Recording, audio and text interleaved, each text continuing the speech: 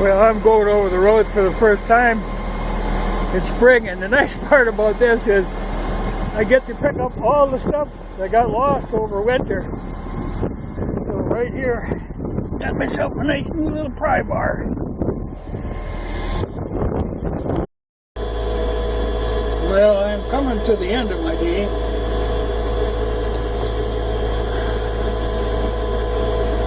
And besides that pry bar, I have picked up a couple other treasures.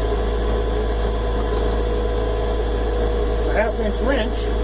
Now, tools aren't uncommon. I pick up a lot of tools, but they're usually pretty poor quality tools. Once in a while, you get like a craftsman. Usually they're pretty poor quality. And an odd mug jar, which I had never seen before. Let me pick that up.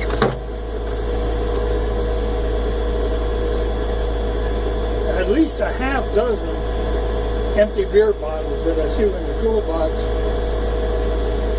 You know, I wish they wouldn't sell these people on the road, because if I hit these, they'll break and then they're in the tires. So I pick them up to get rid of them. A dog collar, a little bit ratty.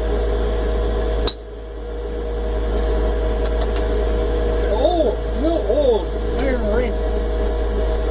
You know, probably have some old piece of machinery or maybe a harness, something on that order. You know, you dig up all kinds of old like buckles and stuff. And let's see. There was one glove, but I didn't pick it up. I have at times found brand new pairs of gloves that somebody must have sit on their hood or something. Sometimes they even have with tags on them, and they'll drive and they'll fall off.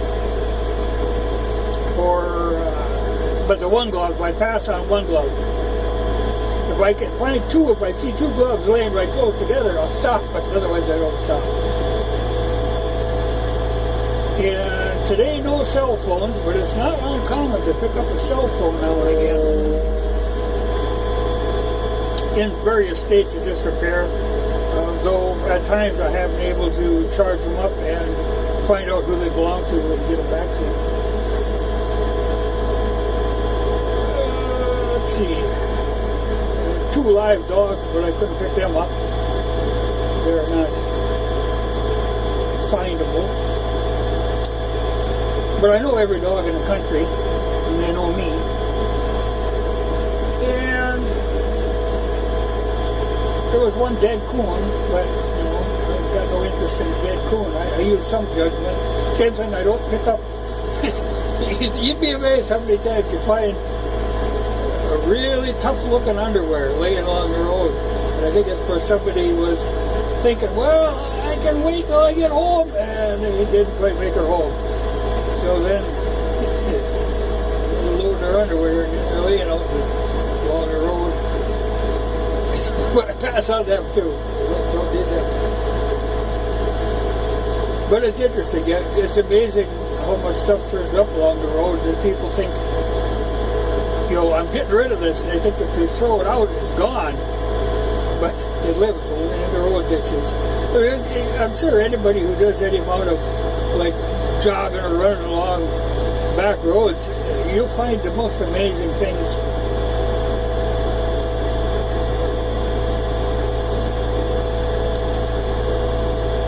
But it's part of my treasure trove. But like I say, I've found a lot of good tools and a lot of crappy tools. And chains and cables and that sort of thing. Because partly I'm sitting up real high, you know, I must be a good 10 feet up. And normally a car, if you drive by, you don't see that stuff. The same, I can see down into the bottom of the ditches, so I end up a lot of times with like gas cans, that sort of thing, that blow out of the back of pickups.